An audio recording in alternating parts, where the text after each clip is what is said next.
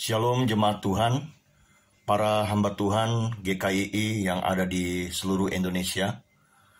Hari ini kita masuk di hari ke-26, 40 hari berdoa Gereja Kemah Injil Indonesia tahun 2024. Renungan pada saat ini dengan tema pengampunan. Mari kita berdoa. Bapa kami dalam kerajaan surga, kami siap mendengar kebenaran firman Tuhan. Berbicaralah dan kuduskanlah hati kami.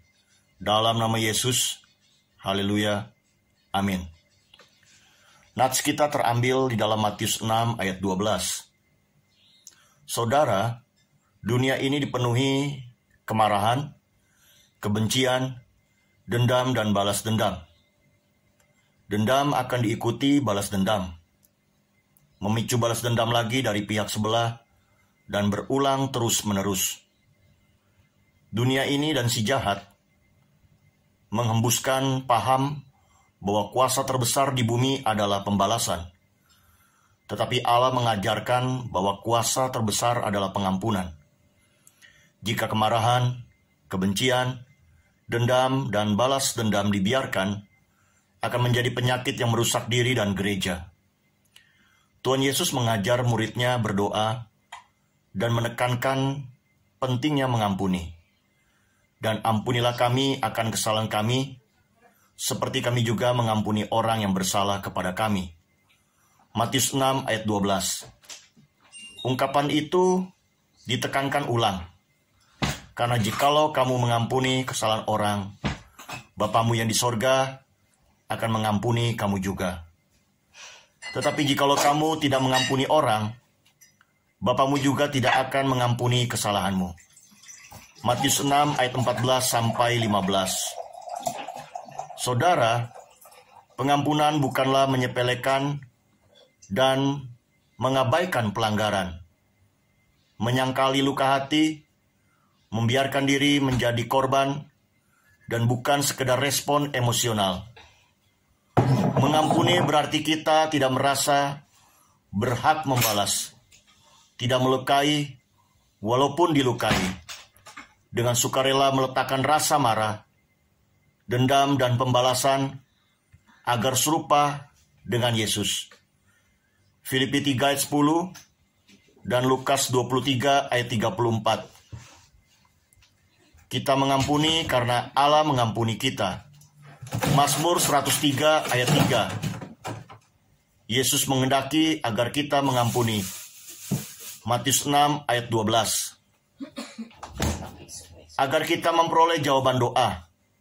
Markus 11 ayat 24 sampai 25.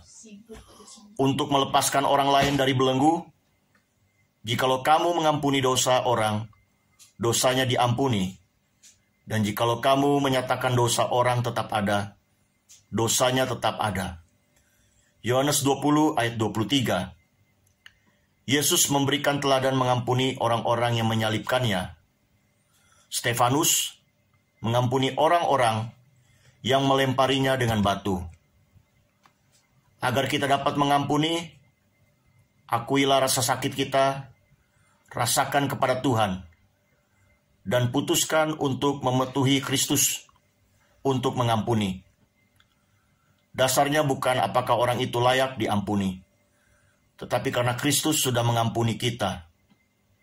Tidak menuntut balas, mohon kepada Allah agar kita sanggup mengampuni.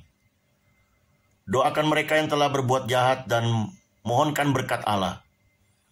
Tuhan Yesus akan melepaskan dan memulihkan luka-luka batin kita. Tetapi hendaklah kamu ramah seorang terhadap yang lain, penuh kasih mesra dan saling mengampuni, sebagaimana Allah di dalam Kristus telah mengampuni kamu. Efesus 4 ayat 32. Mari kita berdoa. Kami sungguh bersyukur atas kebenaran firman Tuhan yang sudah diperdengarkan bagi kami.